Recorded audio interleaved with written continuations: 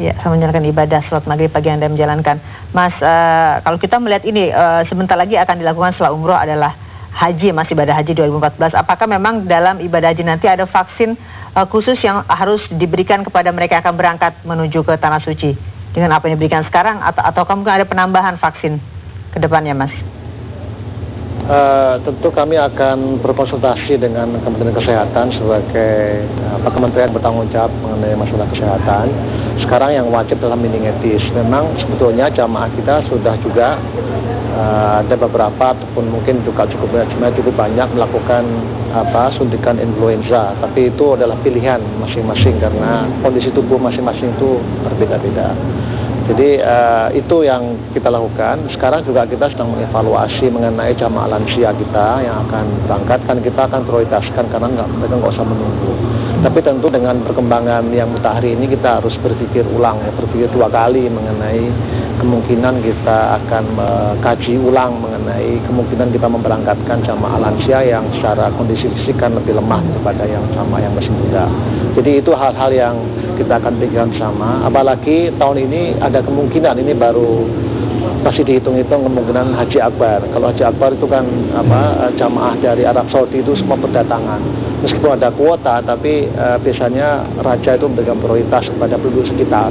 Nah ini juga kita harus antisipasi mengenai keadaan seperti ini. Ya. Jadi untuk haji kita masih ada waktu. Kita akan konsentrasi sekarang ke umroh karena sebentar lagi ini mulai ada kenaikan jumlah minat dari jamaah umroh Indonesia. Sampai dengan Ramadan. Ramadan itu sebetulnya ada kuota visa harian, tetapi jamaah umroh dari Arab Saudi itu numpuk gitu. Jadi jumlahnya sangat banyak gitu. Dan itulah harus kita waspadai. Kami mungkin akan segera melakukan upaya-upaya peningkatan kewaspadaan, termasuk tadi membuka posko-posko kesehatan di sekitar Mekah dan Madinah khususnya. Ya, terkait tadi Mas Anggito bilang bahwa akan ada perhatian khusus bagi para jamaah lansia menjelang haji ini. Rasanya pemerintah, Mas Anggito dan teman-teman akan butuh sebuah upaya khusus, Mas, karena tidak mudah memberikan pengertian kepada mereka yang lansia, karena kita tahu tradisi di Indonesia itu memang kalau sudah lansia memang ya ada alasan-alasan tertentu yang memang harus dimaklumi mereka ingin pergi ke sana.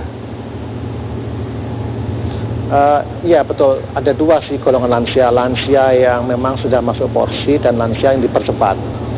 Yang dipercepat itu artinya semua pendaftar lansia tidak perlu menunggu sesuai dengan waktu tunggu yang lain.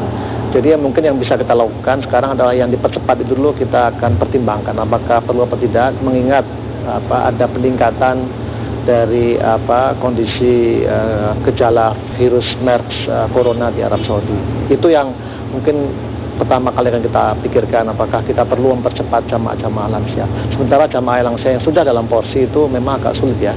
Tapi kalau memang itu ada eskalasinya cukup tinggi dan itu ada warning dari pemerintah Arab Saudi, tentu kita akan melakukan segala upaya untuk melindungi jamaah haji kita. Iya. Dalam waktu dekat ini apakah juga Anda akan pergi ke Tanah Suci karena untuk melihat langsung bagaimana perkembangan atau kondisi di sana secara garis besar, Mas Anggito? Sebetulnya kami punya kantor di sana yang setiap waktu mereka mereport kepada kami, kantor Jeddah, Mekah dan Madinah, yang tadi juga barusan kami mendapatkan informasi mutakhir dari mereka. Suasananya masih cukup kondusif, tapi kami akan kirim orang ke sana juga dalam waktu dekat, baik itu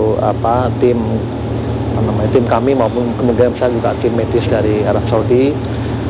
Nanti saya mungkin bulan Juni untuk melakukan pemantauan terakhir kondisi jamaah umroh dan persiapan untuk haji kita tahun 2014. Baik, terakhir Mas Anggito mungkin ada yang ingin disampaikan kepada pemirsa kita dan juga orang-orang atau warga negara Indonesia yang memang sedang menyaksikan, kemudian juga mereka juga mungkin cemas terkait penyebaran virus MERS ini.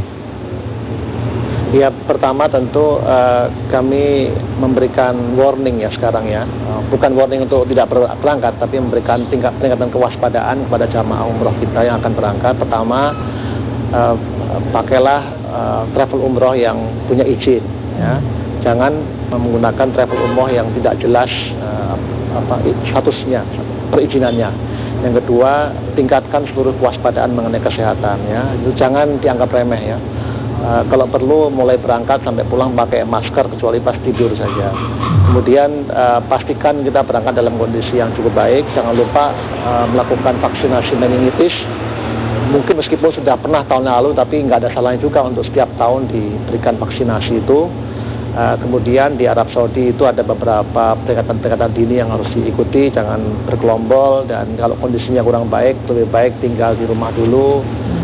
Dan kemudian setelah pulang nanti kalau memang kondisi kurang baik, segera memeriksakan ke puskesmas atau rumah sakit terdekat untuk mendapatkan treatment kesehatannya. Terima kasih Mas Anggito Abimanya atas waktunya. Mudah-mudahan informasi ini cukup jelas bagi mereka-mereka yang membutuhkannya. Terima kasih Mas Anggito. Assalamualaikum. Terima kasih. Waalaikumsalam. Dan kabar petang akan kembali dengan informasi dugaan korupsi dermaga Labuan Haji.